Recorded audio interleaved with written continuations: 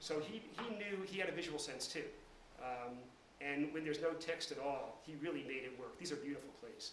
So I think you would enjoy them. If you flip the directors, will the success be distributed in the same way? That is to say, if Morpho wants to basically direct Angels in America, and you know, Donkov to be kind of one of the superstars in that, do you think things will change? In other words, I just wonder, what is it that in one of the cases, Romania, we have success. In one of the cases, Bulgaria, Cuckoo, we have success. And then Angel in America, which is kind of socially provocative play. Or perhaps we can blame the timing. Perhaps the timing in Bulgaria was not right. As you know, there were some challenges to the value system of Bulgaria. To what degree the timing was wrong, the society basically, just think about this society. It was not ripe for many things 10, 15, 20 years ago. Now it is kind of ripe, different generation, they see their world. The amazing thing is, while I was there, those 3 years, from 2009 to 2012, were extremely fast years in Americans' acceptance of LGBT. And the pride parades, which were provocative here, Stonewall, there was Stonewall riots in New York going back to, I think it was 75, mid-70s. That was provocative then. Now it's kind of it's a holiday, where the mayor and the corporations are behind it. If you remember, just a few years ago, President Obama said that his thinking on LGBT was evolving. While I was there, I had a friend and a speaker on the gay situation in the US, and he showed me polling by the Pew people, that American attitudes toward gay marriage, civil unions and so on, it crossed the 50% threshold, where very quickly it had gone from 20 to 60%, now it's much higher. But it was a revolution in attitudes, and Bulgaria's not there yet. When I was there, the pride parades, they were loud, and they were provocative, and they were flamboyant, but they caused a lot of hostility from conservative elements, the church, and the political party. Right. It was dangerous to march in those parades. More questions? We're just getting energized, please. Hi, Ken. Without taking up too much of the audience's time here, I just have to say I'm very inspired by your story. I'm interested in going through the Foreign Service and public diplomacy, and my background is in theater. And I'm sort of stunned because every State Department official I've ever talked to has always seemed to say, this is an unprecedented combination. No one does this sort of thing. So walking in and hearing what you've done, So I think if I were to ask particularly, I'd be very curious, how is your interpretation on getting into a new culture, and how much American would you bring when you entered these new countries, and how much foreign did you seek out, and where did you find that balance? These are hard questions. Keep an open mind. I think if you're the sort of person that wants to explore new horizons and broaden your experiences, you'll do well. If you're open, if you're a good listener, if you're respectful to foreign cultures, I think you'll do real well. It doesn't have to be in culture, or it doesn't have to be in theater. Your background doesn't have to be in foreign policy. I certainly didn't study foreign policy. My background previous to the Foreign Service was history, English literature, and philosophy. Graduate work in philosophy. And as you saw, the ambassador did her work in theater. But it's all ningen kante, in Japanese. It's dealing with people. It's how you get along with people. And if theater will teach you that, or if literature will teach you that, if opera will teach you that, there's many ways to become a good Foreign Service officer. Brief follow-up based on your own experience. You mentioned at the very beginning of your presentation today that you said you were going to try something different when you came to Bulgaria and did the... Oh, right. So what is the difference? Well, because I've been doing this for 25 years, you have to do a little of everything. You've got to do... You basically, as a public affairs officer, you've got 3 large bailiwicks. You've got the cultural, which is a huge sweep of stuff. It's not really fine arts. That's about 10% of it. But it's what we usually call NGOs or civil society. So you're talking about American education, and you're talking about the labor movement, and the next day you're talking about what have you, political problems in the media. That's all there. But apart from that cultural side, you also give the press representative. So you're either the advocate or the explainer to the media.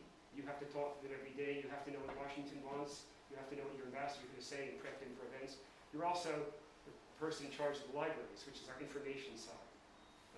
So I was doing all this stuff for 25 years, and I wanted to specialize a little bit. And since theater was what I liked, I really focused on that. I did what I had to do, but also you learn as you become a manager, and you do this after a few years, and you've got a staff, you let professionals do their jobs.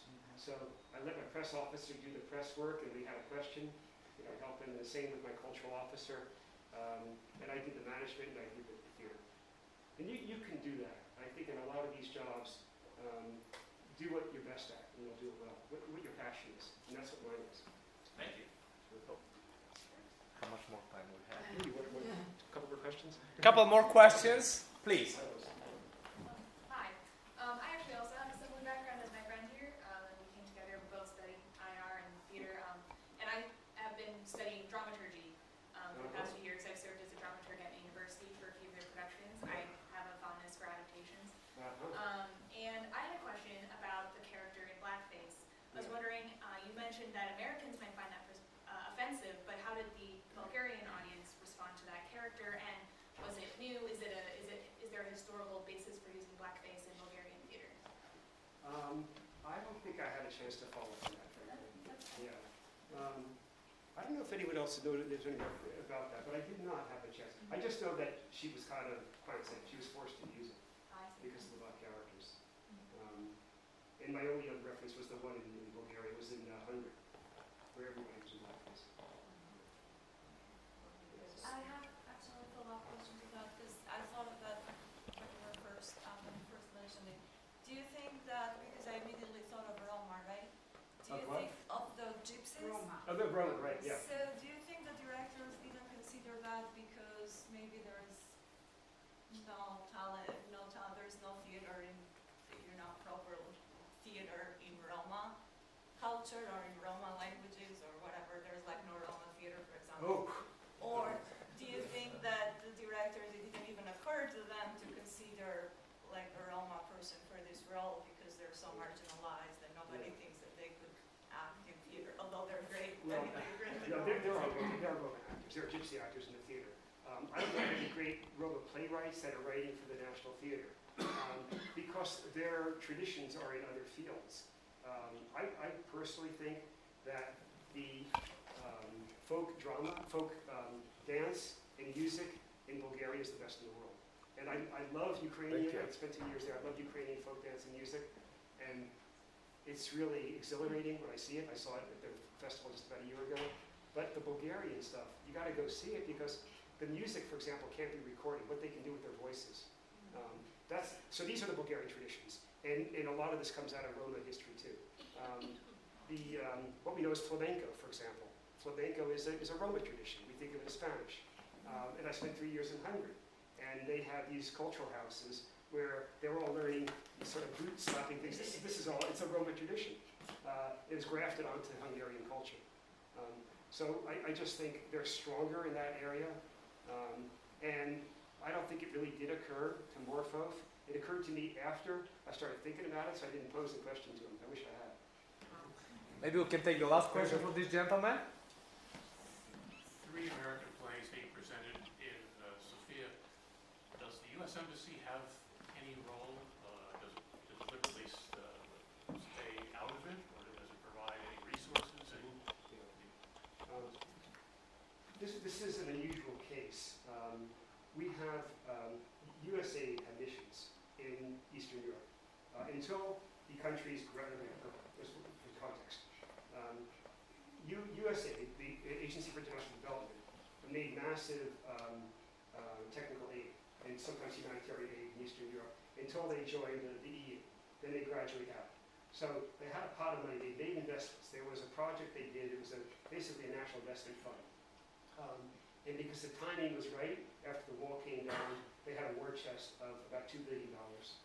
This was converted into a private investment bank called the America for Bulgaria Foundation. And a huge part of that $2 billion was awarded to Bulgarians. That's where the money came from. So, like a lot of these banks, they have them in Ukraine too. You have a binational board, and the president is American, and the chairman is Bulgarian, and so on. So you get ideas from both cultures, and you have to have agreement and consensus on what you're going to spend your money on. And one of the 5 fields is arts. There's also education, and there's business development, and so on, entrepreneurship. So we didn't have any role in it. The ambassador sits ex officio, non-voting advisor to the foundation. But any larger role would not be welcome. It's not our money anymore. But they chose a good place. They did Osage County, Osage County. In that they did Death of the Southland, where they had the toilet plates in the American season. But you can imagine the debate, the controversy that created Doing Angels in America in a conservative society. But they did it. I'm sure the audience has more questions, and I have a secret, and the secret is just in this book. Okay, call it shameless promotion, but the book is available. You can get it, and Ken would sign it for you with great pleasure. How about if we give it to Ken? One good round of applause for the excellent job he did done.